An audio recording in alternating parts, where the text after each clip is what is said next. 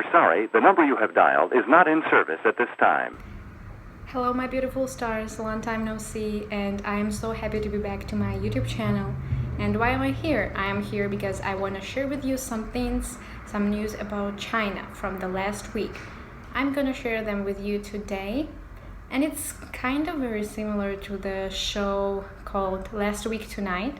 It sometimes does cover news about China, but I decided to focus only on this country and only on the news from there. Yes, there are many things happening in this world right now and even outside my apartment. So please, sorry for the noises outside. Life is happening. Yeah. So the first news is about G20 that was happening in Indonesia. A friendly talk or not that friendly. 45-second encounter of Chinese President Xi Jinping and Prime Minister of Canada Justin Trudeau definitely didn't remain unnoticed.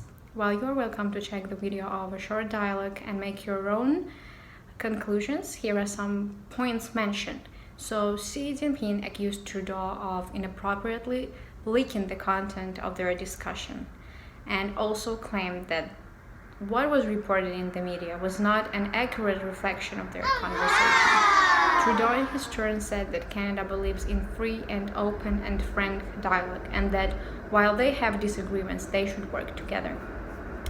Welcome to check more about these news on the internet, but this was basically something that drew a lot of attention last week. In the meantime, Tim Hortons, commonly nicknamed as Tim's or Timmy's, a Canadian multinational coffee house and restaurant chain, teams up with Alibaba.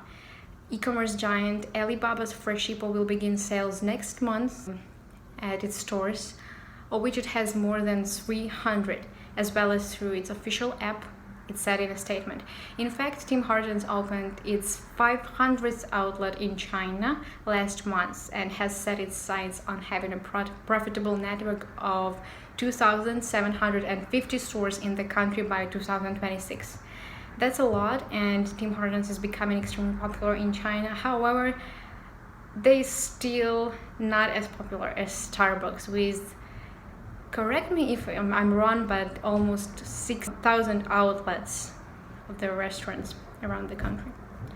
And the Singles Day, how not to mention a Singles Day or Double 11 or 双十一, a Chinese unofficial holiday and shopping season. Since Alibaba first launched the festival in 2009, it has broken new records every year.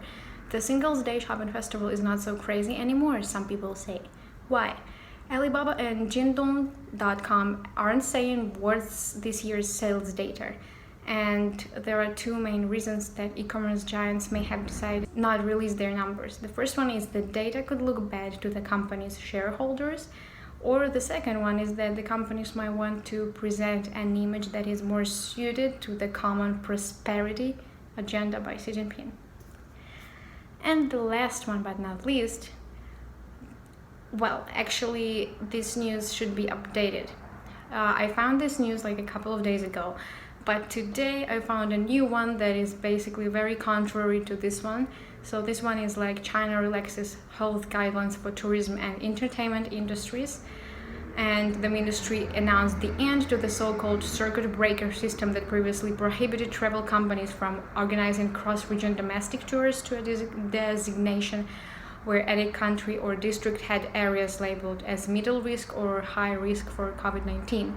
And the old system also would suspend airlines when 5 or more passengers on an inbound flight test positive for COVID.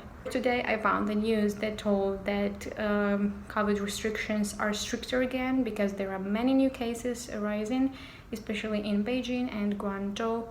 So probably this news is already not so fresh. I also would love to mention that when we talk about COVID news in China, you definitely have to check every day because it's something that is changing so fast that it's sometimes even difficult to keep track of that.